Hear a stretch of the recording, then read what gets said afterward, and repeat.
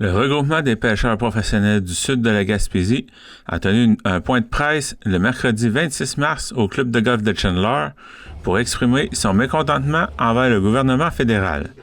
Depuis 2021, Ottawa accorde une priorité d'accès illimité aux Premières Nations de la Gaspésie pour toutes les pêches existantes et futures dans la région ainsi que dans le golfe du Saint-Laurent. Une décision qui, selon le regroupement, menace directement la viabilité des pêcheurs commerciaux indépendants. Voici un extrait de la conférence de presse où le directeur général O'Neill Cloutier a pris la parole. Depuis 2018, le gouvernement du Canada et Pêche Océan Canada ont régulièrement échoué à soutenir nos communautés côtières qui dépendent des pêcheurs indépendants. Le poisson n'appartient ni au Canada, ni aux Premières Nations, ni aux pêcheurs. Il appartient à tous les Canadiens et Canadiennes. Le travail du gouvernement fédéral est de gérer la ressource de manière durable pour le bénéfice de tous.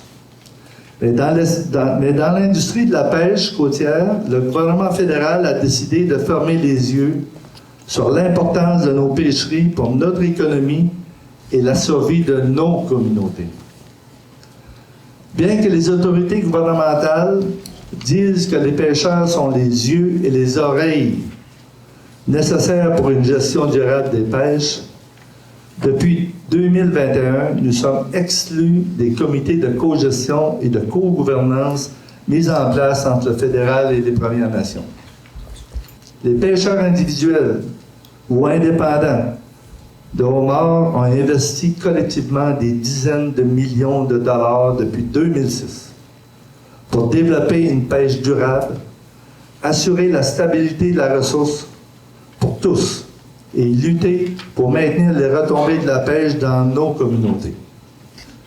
Pourtant, sous couvert d'apporter une solution économique, un soutien économique, c'est-à-dire à nos communautés côtières, et d'acquérir des connaissances sur le homard, l'ancienne ministre fédérale des Pêches a joué à l'apprentie sorcière en émettant un grand nombre de permis exploratoires en Gaspésie.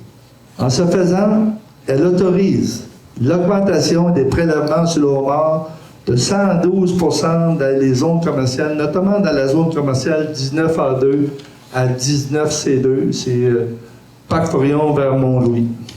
C'est-à-dire, c'est ça, Cap-des-Rosiers vers Mont-Louis, si je me souviens bien. De manière aléatoire, sans tenir compte des impacts économiques réels sur les pêcheurs déjà en difficulté et sans savoir si la ressource peut soutenir une telle pression. Plus d'1 milliard de dollars ont été donnés aux Premières Nations en Atlantique, dont 259 millions de dollars il y a à peine 2 mois, pour soutenir la réconciliation dans les pêches et la mise en œuvre des droits de pêche non définis. Le regroupement accuse le gouvernement d'hypocrisie. Le ministère des Pêches Océan Canada agit avec beaucoup d'hypocrisie parce qu'on sait déjà que le plan proposé qui est en œuvre présentement dans la zone 19, on sait déjà que le 24 juin l'an dernier, il était déjà bâclé. On le sait parce qu'on a eu des accès à l'information. Il était bâclé. Alors, le 6 décembre 2023, la bande autochtone de l'Estigouge a fait parvenir une lettre à la ministre des Pêches en nous disant « Maintenant qu'il n'y a plus de crevettes, on veut avoir accès à la pêche au homard. » Au mois de juin, le 24 de juin, déjà, ils savaient qu'ils allaient avoir des permis exploratoires dans la zone 19. Et nous, on a dû attendre pour la consultation au 16 octobre, puisqu'on a exigé à chaque mois, à partir du mois de juin, la date de consultation. On nous a répondu à la fin septembre que ça allait être le 16 octobre. Malheureusement, les dés étaient joués, les dés étaient pipés. Le regroupement souhaite que l'attribution de nouveaux permis se fasse sans nuire aux pêcheurs déjà établis. Lors des ateliers annuels qu'on a, cette question-là a été posée, elle est faite par les gens du côté nord de la Gaspésie, à l'effet qu'on retrouvait de plus en plus de homards à l'extrême ouest de la zone non exploitée.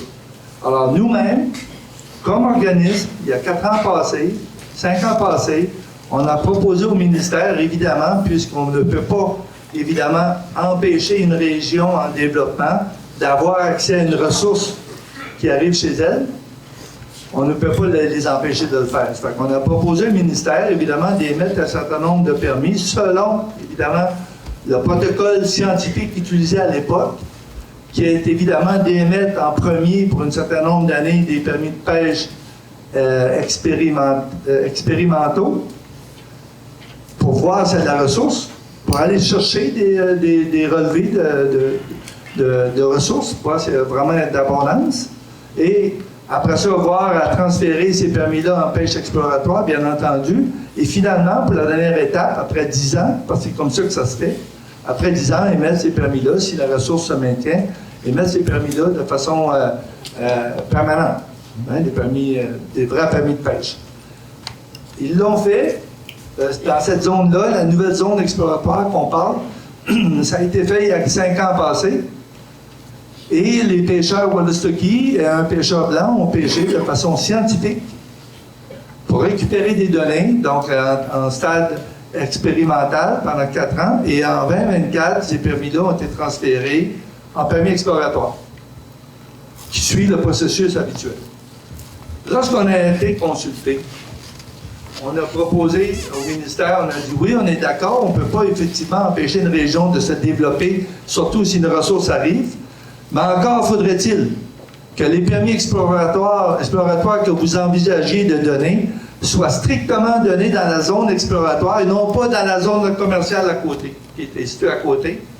Et encore faudrait-il aussi que vous émettiez ces permis-là de façon très graduelle pour éviter que tous les pêcheurs dormants en Gaspésie, même dans des secteurs où l'abondance n'est pas si grande que ça, souffrent d'une baisse de prix à cause de la surabondance du homard local, régional. Alors, malheureusement, ils n'ont pas écouté. Ils ont dit non. Ça, c'était trop simple comme approche. Ils ont dit non. Alors, ce qu'on a vu apparaître, c'était tout de suite des permis exploratoires. Donc, la phase expérimentale a été abandonnée. On a donné des permis exploratoires. Et en plus, on a donné des permis exploratoires en dehors de la zone exploratoire qui était ciblée. On a donné des permis exploratoires dans une zone connue, une zone commerciale connue, où des pêcheurs vivent là depuis 40 ans de la pêche et où de nouveaux pêcheurs avaient récemment acheté des permis avec des prix très élevés. Et là, à partir de la 2e année de leur plan, là, on va mettre en compétition des pêcheurs qui détiennent des permis exploratoires à côté de gars qui ont payé jusqu'à 7-8 millions pour leur permis. Puis on va leur dire, bonne chance les gars, là, payez-les vos permis maintenant. Des permis gratuits.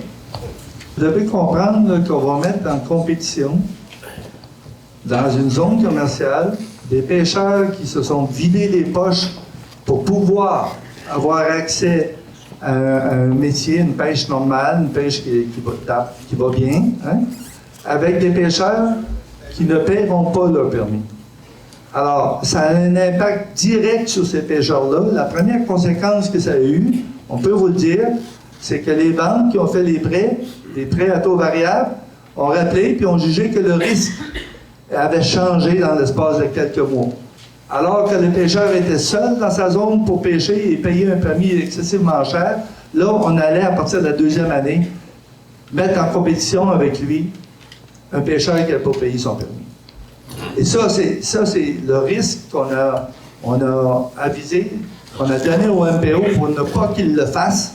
Puis c'est le risque qu'on a dit à la ministre qu'il fallait qu'elle considère, elle ne l'a pas considéré. Le regroupement réclame, entre autres, d'être impliqué dans les discussions de cogestion. On demande de faire partie, évidemment, des discussions de cogestion avec les bandes autochtones et avec le ministère. Parce que ce qui se passe présentement, des ententes de réconciliation ont été négociées de nation en nation sans que notre nation, nous les pêcheurs côtiers, les utilisateurs de la ressource, les gens qui sont responsables des retombées économiques dans la région et puissent être partie prenante aux discussions. Donc, on n'a jamais eu l'occasion de pouvoir s'exprimer là-dessus. C'est comme un tabou. On est aujourd'hui comme dans un tabou. Dès qu'on ouvre la bouche, on nous dit que nous sommes des racistes. C'était Jean-Denis Laparrière à Chandler. Vous écoutez votre reflet d'ici. Revoyez tous nos reportages sur notre site Internet.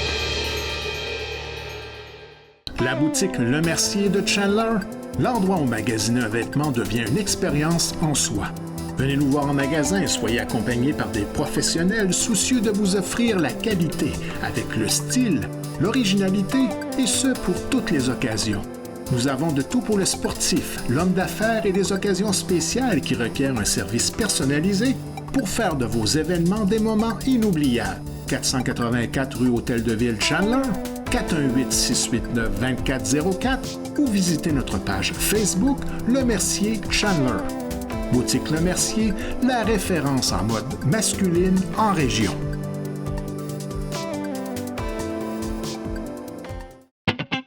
Poissonnerie Le Lièvre et Le Moyant, là où la fraîcheur est synonyme de qualité. Pour un choix impressionnant de poissons et fruits de mer, rendez-vous chez Le Lièvre et Le Moyant de Sainte-Thérèse de Gaspé. Nos employés sauront vous conseiller pour préparer des repas terre et mer qui resteront gravés dans la mémoire de vos invités. Pour le service, l'expérience et la fraîcheur garantie, venez nous voir à la poissonnerie Le Lièvre et Le Moyant, au 52 des Vigneaux à Sainte-Thérèse de Gaspé, 418-385-3310.